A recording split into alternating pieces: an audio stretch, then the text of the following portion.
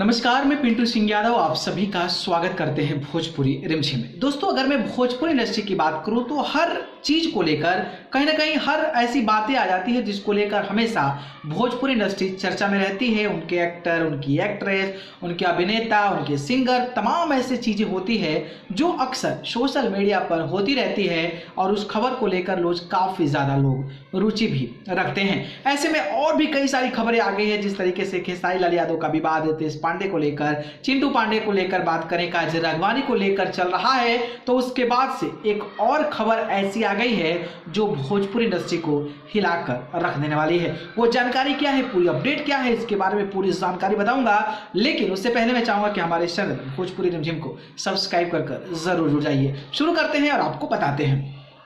जैसा कि आप सभी को पता होगा कि कोरोना के बाद भोजपुरी इंडस्ट्री में 2 अवार्ड शो हो चुके हैं, जिसे 2 बड़े अवार्ड शो कह सकते हैं। पहला तो ग्रीन सिनेमा अवार्ड्स और दूसरा जो अवार्ड शो था वो सरल सालिल जो पत्रिका आती है उसके द्वारा आयोजित किया गया था।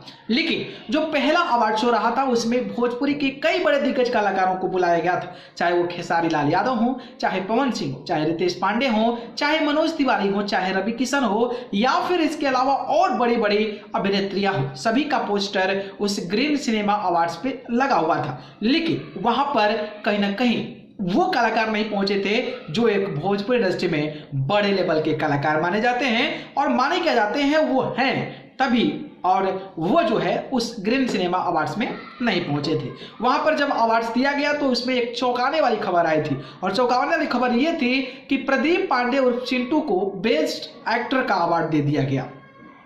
चलिए ठीक है, दे तो दिया गया, लेकिन उसके बाद से जिस तरीके से चिंटू पांडे की लताड़ शुरू हुई थी, उसके बाद से तो आप ये कह सकते थे कि भैया इनको कैसे मिल गया, किस आधार पे मिला, इनको ये अवार्ड देने का क्या पैमाना था, जिसकी वजह से इनको ट्रोल का सामना भी होना पड़ा। और कुछ लोगों का कहना था कि ये अवार्ड शो अपने घरेलू, अपने दोस्तों, अपने लोगों से मिलजुल कर, अपने स्पॉन्सरशिप करके इस अवार्ड को किया जाता है, और अपने ही घरेलू लोगों को ये अवार्ड सम्मान कर दिया जाता है, क्योंकि दूसरे अभिनेताओं को, दूसरे एक्ट्रेसेस को ये चीज पता होती है, जिसकी वजह से वो वहां पर नहीं जाते हैं। और उनको पता होगा कि कास्टिज्म, ग्रुपिज्म करके जिस तरीके से एक अवार्ड एक अपने ही व्यक्ति को दे दिया जाता है, उसके बाद से चिंटू पांडे को काफी ज्यादा खरी खोटी लोग सुनाते नजर आए थे। लेकिन वो मामला शांत नहीं हुआ कि एक और मामला सामने आ गया, और वो मामला सरल सालिल को लेकर हुआ। सरल सालिल अगर कहा जाए तो मुझे लगता है कि सब कोई इस नाम से अवेयर होगा, क्योंकि इसकी पत्रिका आती थी, पहले गांव में लोगों के पहुंचती थी, वहां पढ़ते थे लोग, तो वो आयोजित किया था। और उसमें भी सबसे दिलचस्प बात है कि भोजपुरी के बड़े बड़े कलाकारों को बुलाया गया था, लेकिन ना उसमें रितेश पांडे पहुंचे थे, ना ही खेसारी लाल यादव पहुंचे थे, ना ही पवन सिंह पहुंचे थे,